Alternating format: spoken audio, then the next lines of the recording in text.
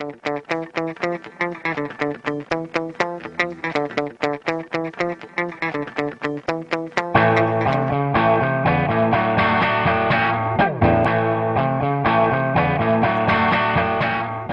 boa tarde, amigo internauta. Você que nos acompanha de casa, o videochat do Tempo Online sobre o Enem, a série que foi começada ontem, foi iniciada ontem com o primeiro videochat, falando, dando dicas para as pessoas que vão fazer esse teste importante que acontece no fim dessa semana. Hoje nós vamos conversar com o professor Adriano Trindade, que é professor de Geografia do Colégio Arnaldo. Ele está diretamente envolvido no trabalho que a escola vem desenvolvendo para preparar seus alunos para o Enem.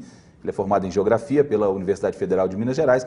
E Adriano é pós-graduado em Comunicação, Mídias, Linguagens e Tecnologia pelo UniBH e, além disso, especialista em Geoprocessamento e Análise Ambiental pela Universidade Federal de Minas Gerais. Conosco também a repórter da Editoria de Cidades do Jornal O Tempo, Fernanda Nazaré Assis. Professor, boa tarde, bem-vindo, obrigado pela sua participação aqui conosco.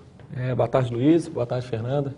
Boa tarde, alunos que estão em casa aí na ansiedade, se preparando para o Enem, depois de não só um ano, mas de uma vida escolar, vai ser avaliado por um teste nesse final de semana. E as dicas que eu vou passar hoje aí são dicas sobre a elaboração de uma boa prova, ficar atento nas questões, nos itens. Eu vou detalhar um pouquinho para vocês como que é a formulação das questões do Enem. Eu vou também trabalhar um pouquinho com vocês, vou explicar o que é o TRI, a lógica de construção de questões do Enem, um pouquinho sobre competências, habilidades, eixos cognitivos. Eu espero, com essa entrevista hoje aqui, ajudar vocês a deixar muito mais tranquilo para essa prova. Professor, uma dúvida e uma preocupação dos estudantes que eu tenho conversado tem sido a questão da diferença da avaliação da nota do Enem de um vestibular tradicional para o Enem. Porque tem uma explicação diferente não é por quantidade de respostas corretas, e parece que sim, se a pessoa acertou a pergunta mais próxima da verdade ou não. Como é que essa questão da pontuação, da qualidade, parece que a prova é avaliada pela qualidade, não a quantidade de acertos. Como é que está sendo esse método? E os alunos, eles têm comentado isso também com você? Tá, eu vou esboçar um pouco sobre a perspectiva de um processo seletivo tradicional e a modalidade que é explorada no Enem. O processo seletivo normal, geralmente, ele trabalha com a tendência de selecionar os melhores candidatos mesmo. Ele trabalha, geralmente, numa perspectiva gaussiana. Vamos supor, por exemplo, a UFMG, antigamente, ela adotava, por exemplo, 64 questões na primeira etapa. E, por exemplo, a maioria dos candidatos para um curso fazia lá 47 questões, mas os selecionados eram que faziam 49, 50, 52 acertos. Isso dependendo do nível de concorrência do curso.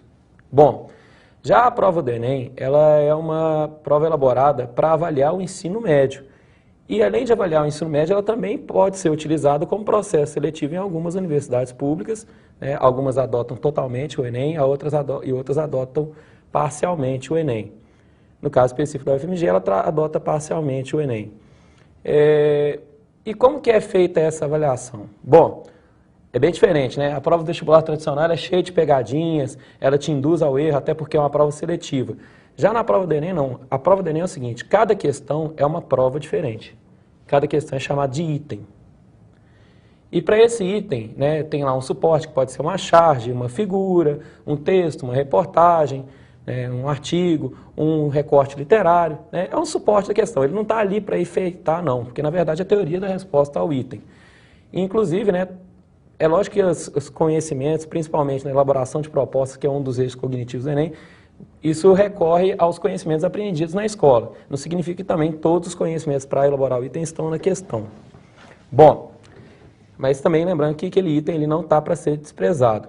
Esse item, ele tem muito... Qual que é a diferença mais gritante na questão de comparar com uma questão tradicional do vestibular e com esse item? O que os candidatos podem esperar na hora de resolver esse item, que eles podem ter não estudado ou então não ter alertado para isso na hora que prepararam a prova e pegaram simulados de universidades? O que às vezes pode surpreender nesse item de diferente de uma questão tradicional? Então vamos lá nas opções. A prova do Enem sempre vai ter 5 opções, Tem um item e 5 opções para você assinalar a alternativa, geralmente a correta, Geralmente não, é sempre para analisar a situação proposta.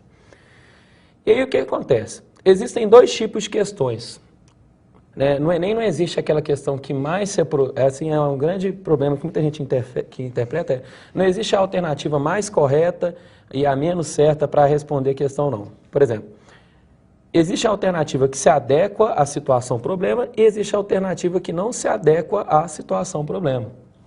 Então, por exemplo, numa questão, tudo que pode estar falando nas alternativas A, B, C, D e E, são coisas que podem ser verdadeiras, porém não se adequa ao item da questão. Eu vou dar um exemplo de questão dessa linha, pode ser? Na prática eu acho interessante. Bom, então vou pegar um material que eu trabalhei com meus alunos em sala de aula, né? A gente trabalhou com competências, habilidades, então eu peguei uma questão do Enem que trabalhava, ela é questão textual, até escolhi uma questão textual para não ficar comprometida a questão da reprodução das imagens, da figura e tal.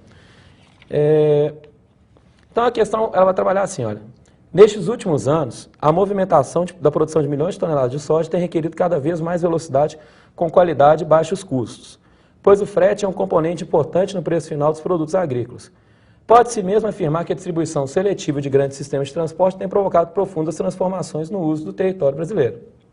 Bom, aí é o seguinte, assinale a alternativa que apresenta um título adequado ao texto. Então, por exemplo, o título que adequa é esse aqui, olha, a organização do espaço geográfico é um fator importante para o aumento da competitividade no setor agroindustrial. Então, esse item se adequa à questão, mas as outras afirmativas, elas contêm conteúdos, né, vamos falar assim, temas que são verdadeiros, porém não se adequam à questão.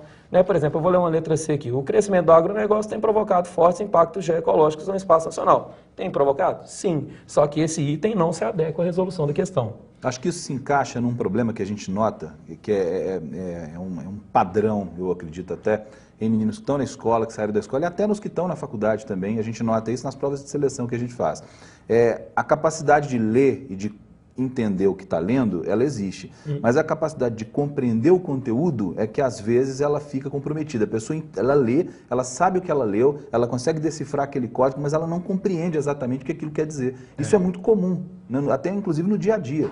Isso interfere no resultado, afinal de contas, que o aluno vai obter no Enem? É isso que vai interferir mais, a capacidade que ele tem de interpretar ou não a questão? Bom, esse tipo de questão que eu trabalhei agora são as questões que têm maior nível de... Não vou falar de erro, né? Na verdade, o Enem a gente não trabalha com erro, vamos falar que ela existe maior nível de discriminação dos candidatos. Né? Então, esse tipo de questão, geralmente, né, em termos de habilidade, é ela que vai ser uma questão chave para selecionar um candidato para uma universidade com maior grau de concorrência. Né? Ao invés de outras questões, por exemplo, que elas têm todo o suporte para resolver dentro da própria realidade. Bom, mas aí nos itens, né, nas opções de resposta, elas têm dois nomes, né? A opção que pode ser a correta ou a que se adequa ao item, ela é chamada de descritor do conhecimento. E esse descritor do conhecimento, ele tem uma conexão direta com a matriz curricular do Enem, ou seja, que seria uma espécie de edital, mas a gente não chama de edital, é uma matriz curricular. Sim. Com as diversas competências de áreas e habilidades das áreas. Tá? Por exemplo, no meu caso específico é ciências humanas e suas tecnologias, né? São 6 competências de áreas, né, e com 30 habilidades diferentes. Tá? Então não existe, desculpa interromper, mas assim, não existe mais aquele raciocínio de que assim, abrir o caderno de biologia, agora o caderno de química. As questões são, os itens são interdisciplinares. São. E eu vou numa perspectiva que vai além. Por exemplo, eu cheguei a participar do curso de elaboração de itens lá em Brasília, né? Eu não pude ser cadastrado porque, na verdade, eu não sou professor mais em escolas públicas, né? Eu cheguei a ser professor na rede aqui de Contagem e tal. E, obrigatoriamente, para ser elaborador de itens do MEC, você tem que estar você pode estar na rede privada, mas você pode estar vinculado à escola pública. Então, quem faz a prova do Enem realmente são professores divididos, espalhados aí pelo território brasileiro, até para não ter um certo regionalismo da prova, né? Contemplar o Brasil diante das suas diferenças regionais, diante das suas diferenças... Tá de linguagem, né? Costumes, linguagem. Até questão de linguagem, né? Quando coloca, por exemplo, uma palavra popular lá da região norte do Brasil, por exemplo, ela vai vir no item discriminado, tal palavra naquele... Igual, por exemplo, bala. Bala aqui na região sudeste, pra gente, pode ser bala de doce, né? Mas chega lá no Nordeste, bala de doce é chamado de bombom. Né? Então você tem que, por exemplo, esses significados que mudam regionalmente, geralmente eles também são explicitados na questão. O sorvete também, né? Sorvete no palito, sorvete de bola, né? Tem estados que tratam o picolé como sorvete, aqui para nós é picolé. Isso, por exemplo, na prova de linguagens, eles colocam muito isso, né? Mas com essas explicações para compreender. Até, por exemplo, a prova ela é um instrumento de conhecimento, né? Então, até é um momento que o estudante sabe da heterogeneidade que existe dentro do território brasileiro. Bom, nós já temos várias perguntas aqui de internautas, eu vou começar a ler algumas, professor, fica também à vontade para responder. A Carolina, aqui de Belo Horizonte, ela nos mandou uma pergunta: quais são os assuntos referentes e atualidades, assuntos referentes a atualidades que provavelmente cairão no Enem 2011. Isso cabe esse tipo de questionamento? Tem como fazer esse tipo de distinção? Vai cair sobre o Gaddafi, vai cair sobre chuva? Bom, dá para fazer esse tipo de inferência. Já se tem essa notícia, se tem essa informação de o que de atualidade que vai cair? Não. Deixa eu explicar, né? Geralmente as questões elas são cadastradas lá no sistema do MEC até mais ou menos no mês de abril, mês de maio. Na área de redação, não sei como é que funciona muito bem, mas, por exemplo, na área de ciências humanas e tecnologias, tem mais ou menos essa época. Então, o que acontece, né? Tem gente lá, professor, vai cair, por exemplo, a Líbia, Gaddafi? Bom, a questão ela foi elaborada sem o processo ter avançado. Sem o conflito geopolítico está acontecendo, né? Ele não estava em pauta, não estava na mídia, na imprensa, por aí vai. Mas, geralmente, esses conteúdos de atualidades, né, são inerentes a todas as áreas do conhecimento, não somente às ciências humanas e suas tecnologias, eles são correlacionados com o cotidiano das pessoas, com a realidade brasileira e dentro de uma perspectiva socioambiental e solidária. Levando em conta a data em que eles foram, então, cadastrados. É importante contextualizar isso. Depois de maio, os acontecimentos depois de maio, abril, não vale muito a pena reforçar, procurar os acontecimentos para essa edição do Enem, eu acredito que não, sabe? Porque as questões também, né, elas passam por um pré-teste. E esse pré-teste, a gente, né, nós que somos elaboradores de itens, no caso eu não sou mais, mas quem é elaborador de itens, a gente não sabe onde que esse pré-teste ele é realizado, mas eles são realizados nas escolas federais de ensino médio, né? Por exemplo, Colégio de Aplicação em Viçosa, alguns Cefetes espalhados pelo Brasil, Colégio Pedro II no Rio de Janeiro, né? Então elas são pré-testadas e aí que elas vão ser cadastradas no banco de questões do Enem. Aí você fala assim, as questões não são originais? Gente, é um mundo tão grande de questões e a prova é montada num arranjo, num modelo matemático tão perfeito que mesmo a questão do sigilo da prova, ela não interfere no modelo de avaliação do TRI. Tá? Até as pessoas têm que entender muito o TRI, né, que foi um caso, não sei se você se lembra. Como é esse sistema de avaliação do Bom, TRI? aí daqui a pouco eu explico, eu entro nessa pauta. Por exemplo, as pessoas às vezes não conhecem o sistema de avaliação do TRI, né? Por exemplo, quando teve a prova anulada em função lá do caderno amarelo ter sido impresso de forma equivocada no ano passado e tal. Né? Aí uma juíza lá do estado do Ceará, né, ela queria anular o Enem em nível nacional, mas na verdade ela achava que provas diferentes, né, selecionariam os alunos de formas diferentes, né? Mas uma prova que não é baseada só em conteúdos, mas que é baseada em competências e habilidades, né, essa prova ela é nivelada. Então, né, em função dos eixos cognitivos, das competências e habilidades, é possível fazer uma prova diferente, mas com o mesmo grau de dificuldade. Até porque o Enem ele é aplicado de formas diferentes. Né? Por exemplo, até na sexta-feira da semana, eu acho que é a inscrição do Enem para quem está no sistema prisional. Isso. Ela foi estendida até o dia 17. Foi estendida até o dia 17. Então, a prova que é aplicada no sistema prisional, ela tem o mesmo nível de dificuldade da prova do Enem normal. Ela vai trabalhar com os eixos cognitivos, com as competências, com habilidades, só que os itens que vão estar lá, as questões, vão ser diferentes. Tá? E, de certa forma, as pessoas que tiverem feito a prova do Enem aqui, a prova perdeu o sigilo, vai interferir nessa prova do sistema penitenciário? Não. Tá? E uma coisa que eu também não sei como que está sendo aplicado, não sei se vocês têm acesso, já tiveram essa informação, também o Enem, eles estavam com um projeto, né, de aplicar em outras unidades fora do Brasil. Eu não sei se, até particularmente, eu não acompanhei as notícias para ser aplicado para algumas escolas para filhos brasileiros que tem no Japão, né, e para brasileiros que estão em Nova York, né, a grande quantidade de brasileiros. Isso seria nessa edição já 2011? Mas eu não acompanhei essa notícia, até por conta dessa possibilidade que o TRI tem, né? E, por exemplo, já para o ano que vem, cria-se uma expectativa de o Enem acontecer 2 edições por ano, né? Ele ser um exame compulsório de 2 em 2 anos, 2 vezes por ano, 3 vezes por ano, e o aluno ali, ele aumentar o seu rendimento, né? E se inscrever, igual esses outros exames que existem internacionais aí, TOEFL, Cambridge, né, que eles, por exemplo, vem uma prova lá da Inglaterra para você fazer aqui, e ela está com o mesmo nível do que o candidato que está fazendo na Alemanha.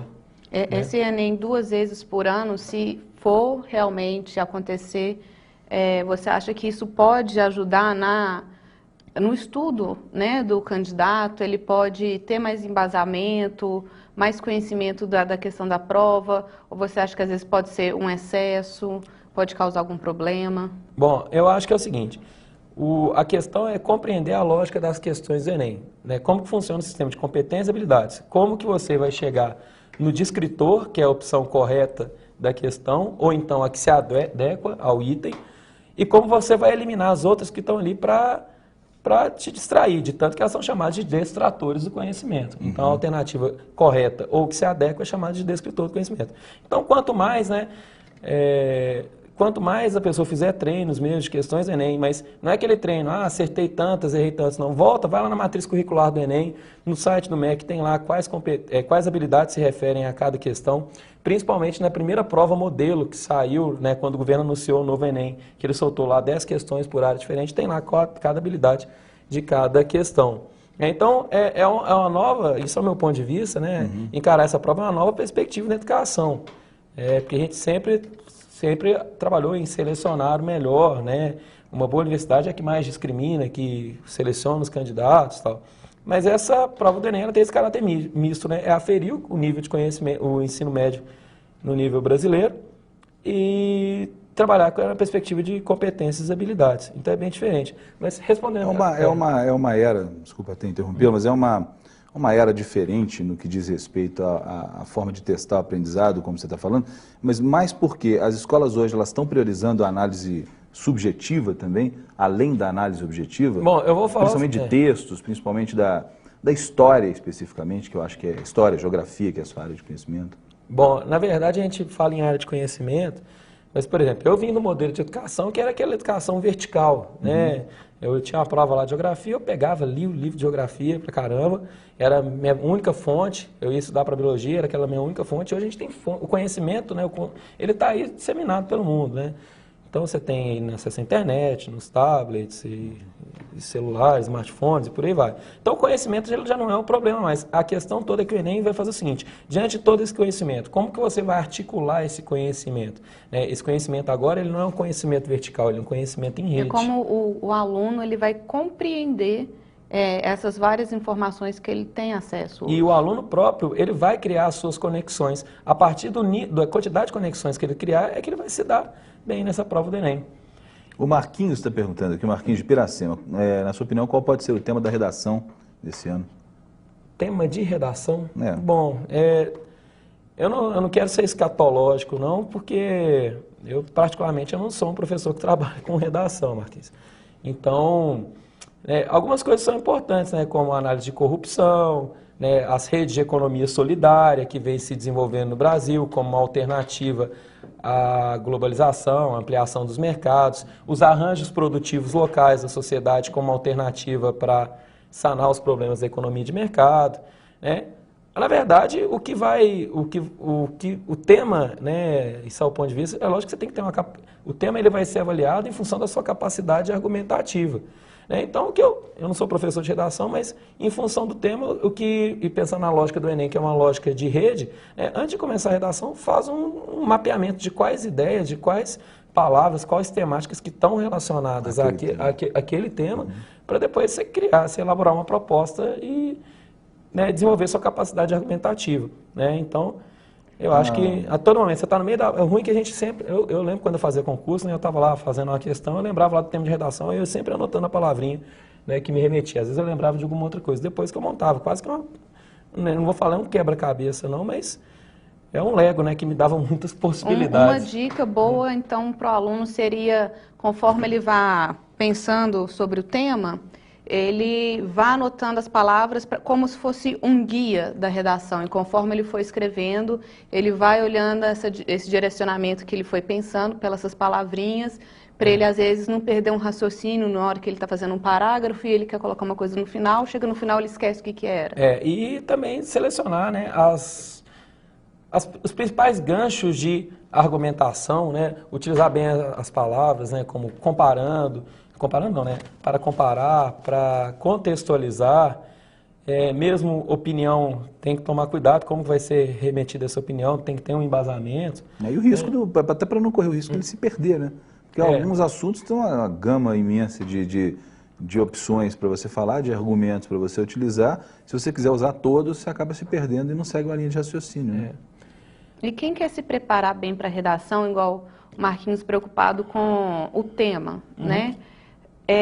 Uma dica também que seria útil ou não, às vezes poderia ser perda de tempo, ele ficar atento a atualidades, a assuntos que estão percorrendo a mídia. Não, eu acho pode ser tema do Enem? Não, eu acho que agora saber qual é o tema é muito complexo. Eu recomendo para o Marquinhos fazer o seguinte, buscar na internet mesmo o que foram redações bem avaliadas por professores de diversas partes do Brasil. Como que foi construída a capa. Textos bons, bem construídos, isso é fácil de achar, né? Bem construídos, e ele vê, olha, esse texto aqui tirou a nota 10 porque ele explorou tal capacidade argumentativa, tal. E ver, né, analisar nos textos que ele já fez, né, o que ficou penalizado no texto dele. Bom, em termos de tema, né, todo mundo pensa no tema mesmo, qual vai ser o tema de redação. Então, a gente pode, tudo que está em foco, né, por exemplo, a questão, eu particularmente, então, como eu sou das ciências humanas, eu tenho, né, uma tendência a levar para o meu lado, mas se for para outras áreas do conhecimento, né, por exemplo, as manipulações genéticas que têm acontecido, por exemplo, a descoberta de uma cura para o câncer, por exemplo, se isso é ético ou não é ético, se é homem brincando com Deus ou não, né, por exemplo, as células que eles misturam genes de animais, de porcos, de bois, para fazer uma célula para tratamento, até mesmo com o vírus do HIV, né, porque ele tem a capacidade, ele tem uma capacidade de infiltrar nas células, né, então são temas que vão ser para diversas áreas e ele tem que ter um posicionamento, né, então... Mais importante do que ficar especulando o tema é procurar análises de redações anteriores que foram bem avaliadas. Para ver o que é o certo a fazer na hora de escrever. Com certeza. Me parece indiscutível que o aluno hoje, para se preparar para uma prova como o Enem, ele não pode só ter o conhecimento formal, ele precisa também assistir televisão, ler jornal, ter a base de conhecimento geral também, né? Sempre elaborar propostas, né? E a gente acha que não, né? Por exemplo, na prova de ciências da natureza, né? Que já não é minha área, todo mundo fala assim, Adriano, você é da área de ciências humanas, mas, por exemplo, tem profissionais da área das geociências que elaboram questões de ciências da natureza. Então, os temas, eles são transversais, eles vão por todas as áreas. Por exemplo, um conhecimento que todo mundo acha que é da geografia, né, que a gente tradicionalmente estudou na escola, que foi a cartografia. A cartografia para a geografia é uma linguagem cartográfica. Então, a linguagem cartográfica na prova do Enem, ela é apropriada, que ela tem um modelo matemático, ela é apropriada na prova de matemática. Por exemplo, ano passado teve uma questão lá que pedia coordenadas geográficas, latitude, longitude. Tá? Então, o conhecimento, ele não é aquela coisa mais compartimentada, história, geografia, física. Não é tão linear, né? Ele é um conhecimento em rede, é um conhecimento horizontal. A Luísa Diniz pergunta o seguinte, é verdade que o sistema do Enem sabe avaliar quando as questões são chutadas? Tem isso? Tem sim. Não é que é chute, né? Vamos pensar, numa prova de 6 milhões de brasileiros. Quantos foram inscritos? 6 milhões? 5,3, né? 5,3 milhões, mais ou menos. 5,3 milhões de brasileiros inscritos, né? Então, ela não vai falar que sabe como que é chutar. Vamos supor o seguinte. Eu tenho uma questão aqui, eu vou ler uma habilidade, por exemplo, a habilidade da própria questão que eu trabalhei, né, que é agora com vocês da agricultura. A habilidade dela é a habilidade 18, na matriz curricular de Ciências Humanas e Suas Tecnologias, que está aqui, ó, analisar diferentes processos de produção e circulação de riquezas e suas implicações socioespaciais. No caso da questão, ela trabalhou com circulação de riquezas e implicações socioespaciais, no caso da organização do espaço agrário brasileiro. Sim. Bom, mas essa questão é a habilidade 18. Podem ter 3 questões com a habilidade 18. Só que elas vão estar em 3 diferentes eixos cognitivos com grau de dificuldade diferenciados. Então, por exemplo, ele acertou com o eixo cognitivo com maior grau de dificuldade, não, né, com maior nível de discriminação, mas errou, né, por exemplo, do nível mais básico, do nível intermediário, né, o sistema ele não vai atribuir a nota total porque ele não desenvolveu aquela habilidade na sua totalidade. Não é que a questão mais fácil ele não vai entender como um chute, é porque para construir aquela habilidade você teve que passar por um processo de construção. Pelas primeiras. Seria uma quebra de padrão na resposta do aluno. Isso, porque o aluno para chegar naquele nível de habilidade ele teria que ter passado por outros eixos cognitivos. Esse é o aluno que marca aleatoriamente ou marca seguindo um padrão de letras para tentar acertar o máximo e o sistema tem como mais ou menos reconhecer isso? Tem sim, tem sim. E o curioso é isso, até porque, né, depois o candidato, inclusive, vai lá, marca uma opção só, essas coisas todas, né, o sistema ele cerca isso. Então o padrão não é o padrão assim, marcar uma letra A, depois a letra C e a letra B. Não seria esse padrão por ordem de letras, e sim pelo padrão de conhecimento, do nível de conhecimento do nível cognitivo. Do candidato, né? Se ele atingir uma questão muito difícil, né, mais complicada de interpretar e uma fácil ele errou, aí para ele ter entendido aquela mais difícil, ele teria que fatalmente acertar aquela fácil. Não significa que ele vai perder toda a nota não, mas quanto mais vezes o sistema encontrar isso, provavelmente ele vai identificar esse erro na prova do candidato. Tem uma pergunta aqui interessante do Vanildo Elias, mas eu vou ler ela, primeiro eu vou ler uma de um colega, seu professor também, chama Marden de Pado, aqui de Belo Horizonte. Ele diz que é professor de História em alguns pré-vestibulares. Ele queria saber a sua opinião, professor, sobre dois aspectos. O primeiro deles, 90 questões por dia. Isso não é um absurdo? Se sim, quantas questões você considera o ideal? E a segunda questão dele, eu já faço de uma vez, é quais as mudanças você acha que o Enem tem provocado no ensino das escolas particulares? Que mudanças, se o Enem tem provocado mudanças no ensino das escolas particulares? Pouco antes da gente começar a conversar, a gente dizia que praticamente o terceiro ano do ensino médio hoje ele é praticamente inteiro voltado para revisão e para preparação para o Enem. Isso já é uma mudança que o Enem provocou? Não. Isso já é Aqui nas escolas, só digo as escolas de Belo Horizonte, é quase que uma convenção do mercado. Algumas escolas mais tradicionais têm um programa ainda do primeiro, do segundo, do terceiro ano, mas teve uma época, na década de 90, que grandes grupos educacionais estavam dominando o mercado aqui em Belo Horizonte, eles acabaram que colocaram essa dinâmica. O terceiro ano sendo revisional para conquistar alunos, né? Ou seja, o aluno se estudar aqui, ele não vai ter que pagar um pré-vestibular no ano seguinte. Fazer um curso. A estratégia do terceiro ano integrado. Foi uma estratégia mercadológica, né? E que, querendo nós, as escolas competem, elas adotaram essa estratégia, até porque, né, tem um intercâmbio de alunos, sabe? Por aí vai. Tem algumas que não adotam essa lógica. Mas eu queria só a primeira pergunta de novo, se 90 questões... Se 90 questões não seria um absurdo, na opinião dele, né, que é um absurdo, e se o senhor também concorda que 90 questões por dia é um absurdo, quantas questões você consideraria o ideal?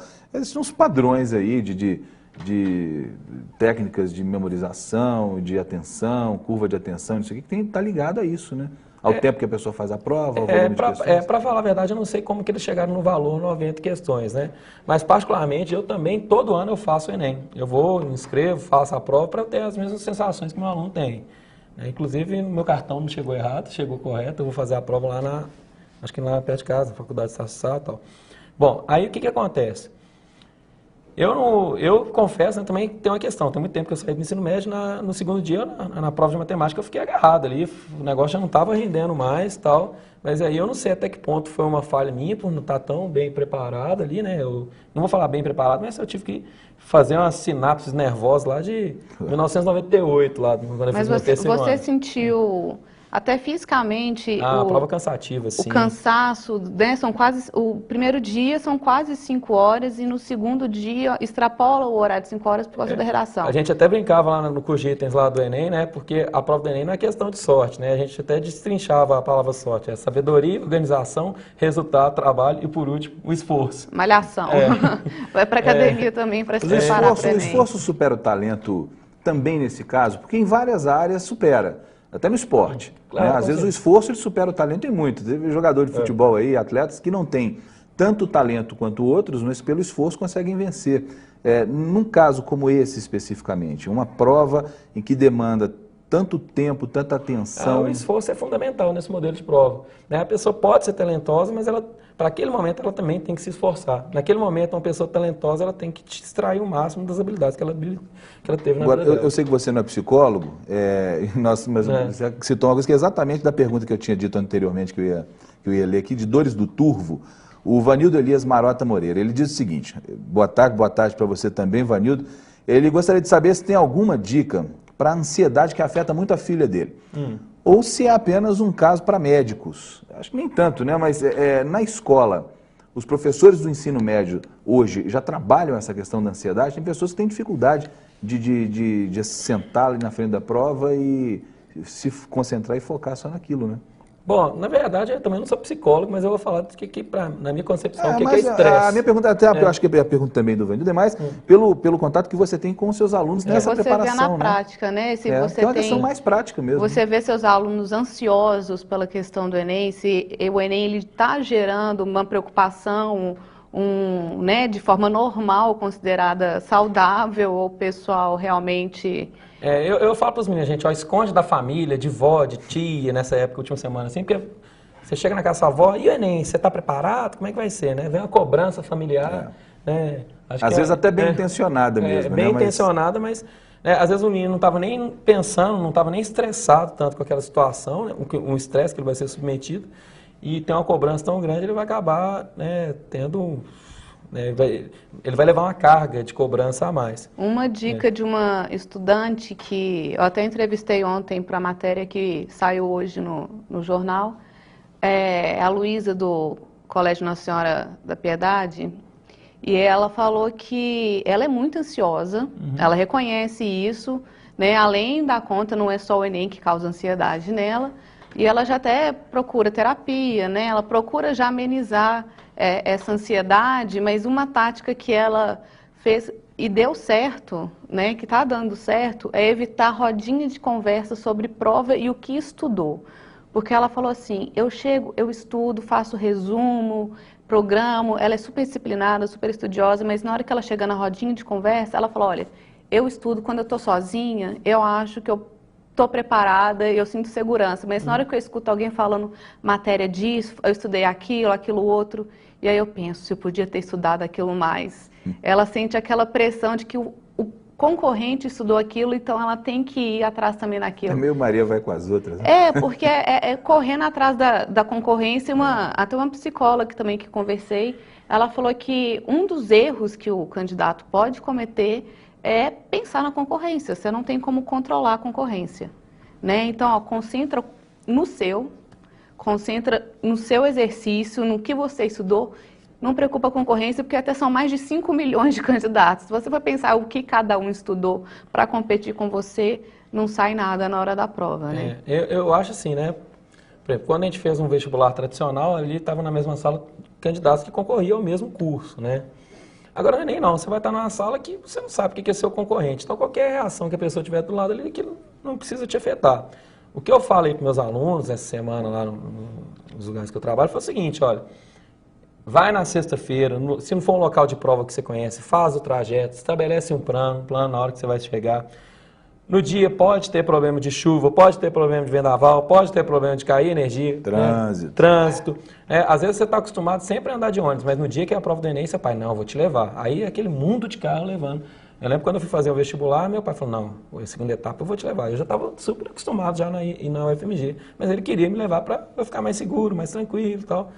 Mas aí os portões eles vão abrir, eles vão fechar 13h, não é isso? Isso, eles abrem ao meio-dia, né? Fecham 13h. Tanto que o cartão de inscrição, né, de local da prova, vem orientando, né, para chegar meio-dia no local, porque 13h deu 1h01, fechou. Então eu recomendo, né, quem não conhece o local da prova, vai na sexta-feira, né, estabelece um horário que vai sair, pergunta para o porteiro da região como fica lá quando tem trânsito, quando tem um concurso aqui, tem um vestibular, um concurso público, como é que é, qual que é o melhor caminho, qual que é o melhor horário de chegar, né? As pessoas, eu acho que o local da prova sendo previamente conhecido, você já vai estar aliviando uma situação de estresse, que é a chegada, né? A entrada no portão.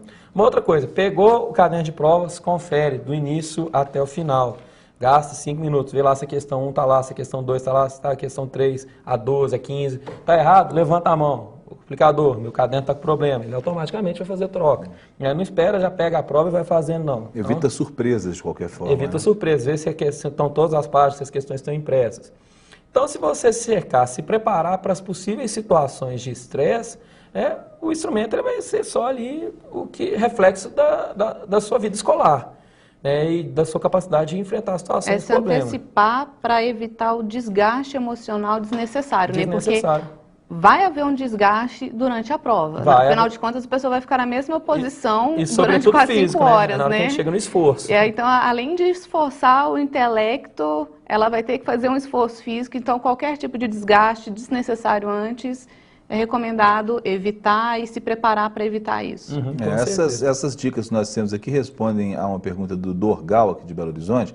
E uma outra pergunta dele, professor, ele pergunta se você considera correto e eficiente o Enem ser a primeira etapa da Federal. Eu tinha dito aí que você concorda com o Enem como forma de avaliação, mas ele valer exclusivamente como a primeira etapa da Federal? Bom, aí tem um grande dilema, né? A gente está trabalhando com educação no sistema nacional, né? A questão toda é o seguinte: a prova do modelo Enem, combinado com a segunda etapa, ela é capaz de selecionar os melhores candidatos para aquele curso? Porque a UFMG, para quem está querendo ali os cursos mais concorridos, o candidato ele tem que ter merecido, ele tem um esforço a mais para poder chegar ali. Então, na medida que um exame nacional de ensino médio consegue discriminar, e a prova de segunda etapa também consegue discriminar essa seleção dos candidatos, eu não vejo problema em ele ser aplicado como processo seletivo, não.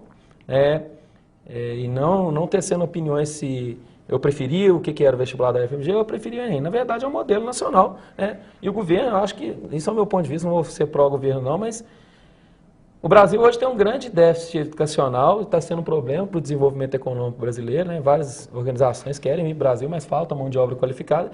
E o governo até então não tinha um instrumento eficiente, vamos falar assim, para avaliar a educação nacional, para identificar quais são as lacunas mesmo que existem dentro do território brasileiro. Inclusive, eu acho que uma avaliação em campo nacional já deveria ter começado a ter sido aplicada lá para a década de 80, na década de 90, e já ter reflexo nas mudanças políticas públicas desde a reforma de Estado de 1995.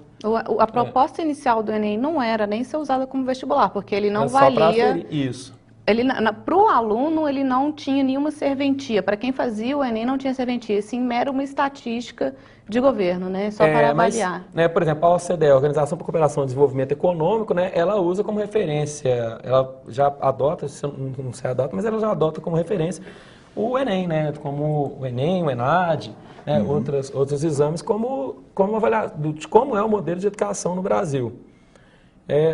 Muitos professores lá dentro da UFMG, quando foi implantado o Enem, foram relutantes, Pô, a gente perdeu o vestibular, a gente vai perder o controle sobre a seleção dos candidatos, vai entrar qualquer um na federal, não é isso e tal.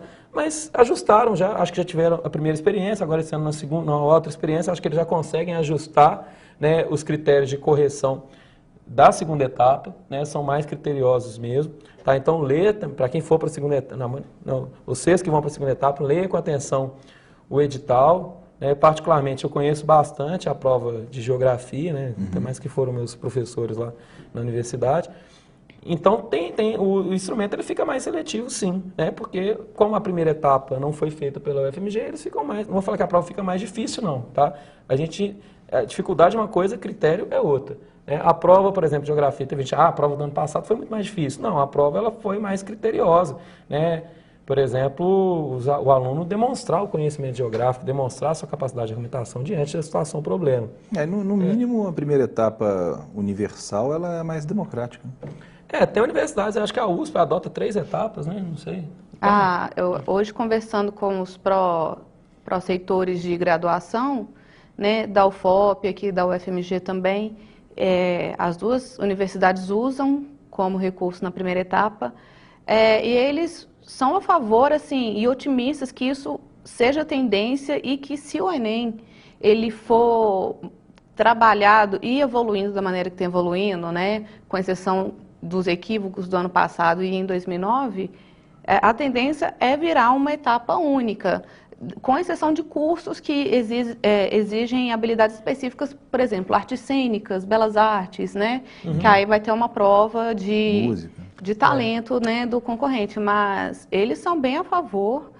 Eu acho que os reitores de universidade pública também, o que acontece, Na hora que o aluno depois pegar o seu resultado, utilizar lá o SISU, o Sistema Unificado, e ele vê a possibilidade de estudar, por exemplo, na Federal de Ouro Preto, ou na Federal de São João del Rei, por exemplo, o menino fala, dependendo da condição financeira da família, a família arca, né? A família é o próprio aluno, né? Porque as instituições federais de ensino, elas têm, né, moradia universitária, tem as fundações de amparo ao aluno carente, por aí vai. Então, eu acho que hoje um aluno ele vai acabar migrando para uma Federal de São João del Rei, por exemplo, e era uma universidade que às vezes atendia uma demanda somente regional e às vezes pega uma demanda do estado de Minas Gerais. Né? A pessoa, até de fora, né? Até de fora. A pessoa tem gosto de falar, né, que estudou numa instituição federal de ensino. Né? É bem curioso, né, que o sistema educacional brasileiro, ele durante muito tempo, ele primou assim, né, para uma educação superior de qualidade. Eu acho que muita coisa vem se perdendo, né? Mas não vou falar assim que o Enem, eu sou a favor totalmente, mas eu acho que melhorar a qualidade dos alunos nas universidades federais de ensino dos interiores e das cidades médias vão possibilitar mais núcleos de desenvolvimento regional. Eu acho totalmente válido. Bom, perfeito. Nós estamos chegando aqui ao final desse nosso videochat. Professor, eu queria que, para a gente encerrar, você dissesse para quem está nos assistindo pela internet, o que você disse para os seus alunos na sua última aula, antes do dia do Enem. Que tipo de palavra um professor pode dizer para uma pessoa que está se preparando, que está vivendo essa ansiedade, essa expectativa, na verdade, não precisa ser necessariamente ansiedade, né? Mas o que um professor pode dizer para esse aluno, para essa pessoa que está se preparando, como um último empurrãozinho aí para ele fazer essa prova tranquilo no fim de semana? Bom, vamos falar assim, né, na linguagem do aluno, gente, a prova aí já é, né? Não dá para ficar desesperado. Agora, não estudei tal tema, tal atualidade, eu vi tal colega meu estudando isso. Não, agora deixar, né? Buscar ficar relaxado mesmo, tranquilo. Amanhã acho que vai ter dicas aí de alimentação, de saúde. Eu acho que tá tranquilo mesmo. A prova, ela foi feita para medir as suas competências, as suas habilidades. A prova ela não vai ter pegadinhas, ela tem o quê? Situações problema, né? Itens que se adequam ou itens corretos, né? Ou descritores corretos ou que se adequam. E eu acho que ela é o resultado da construção da sua vida escolar, né? Então, e não é definitivamente a última oportunidade que você vai ter de passar no vestibular. Não, né? Não é definitivamente a última oportunidade. Né? Acho que para o ano de 2012, eu acho também que a prova do Enem, à medida que for mais aplicada, ela vai melhorando como instrumento avaliativo e tal. E eu acho que pode ir tranquilo, gente, para o Enem.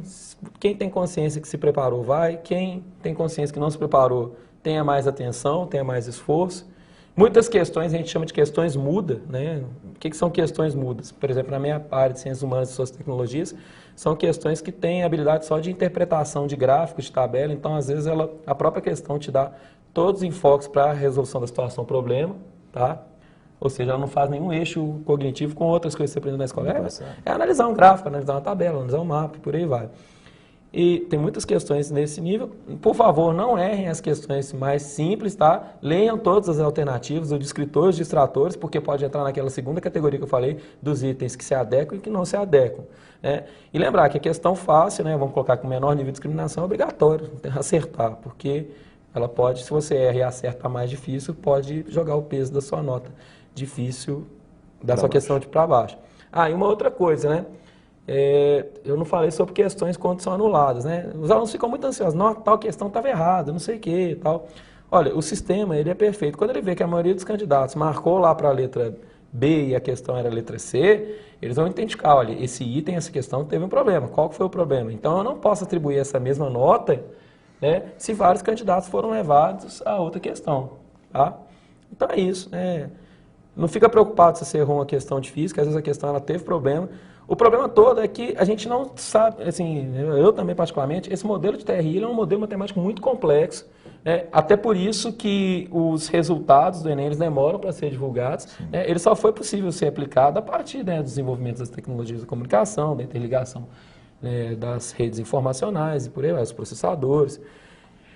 Então, o que acontece? É um modelo que eu deixo a dica não só para os alunos, né, mas para os professores. Eu acho que se a gente trabalha com o terceiro ano do ensino médio, se a gente trabalha com pré-vestibular, ou mesmo, né, não só terceiro ano pré-vestibular, mas a construção de uma vida escolar, e essa construção, ao final, vai ter além disso, não só uma avaliação para a vida, mas uma avaliação para uma prova. Porque eu acho que a educação não é só para a gente fazer a prova do Enem, né, é para a vida como um todo. Claro. Né? E se vocês, eu acho que O menino pode ser trabalhado com competências, com habilidades lá do que ele era pequenininho, né? Por exemplo, lá no primeiro ano, na fase de alfabetização e tal.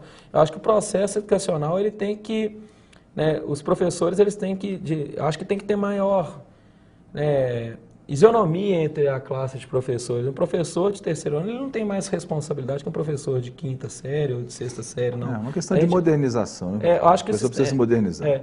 E até, por exemplo, eu não sei aqui no Brasil ainda tem, né, diferenças salariais entre os níveis educacionais, mas eu acredito, né, que a importância de um professor de educação básica é tão importante, é muito mais legítima, né, estar na educação básica do que um professor, às vezes, da educação superior, né. Eu queria que a educação brasileira fosse para uma perspectiva mais igualitária entre os professores, até mais para motivar a nossa classe aí, diante de todas essas dificuldades que a gente tem enfrentado com o mercado. Acho que é isso. Muito obrigado, então. Obrigado, professor Adriano. Obrigado, Fernanda, pela presença. Eu Obrigado agradeço. ao internauta que acompanhou conosco aqui esse Adriano. videochat. Amanhã, nesse mesmo horário, nós vamos ter um outro bate-papo aqui. Vamos trazer um nutricionista para dar dicas sobre alimentação, sobre saúde, sobre como você deve se portar nesses 2 últimos dias que faltam para o início das provas do Enem. Muito obrigado. As perguntas foram muitas, não deu para ler todas, mas o que for possível aqui a gente vai encaminhar para o professor para que ele mande as respostas para os e-mails que foram cadastrados junto com as perguntas. Muito obrigado, uma boa tarde para todos.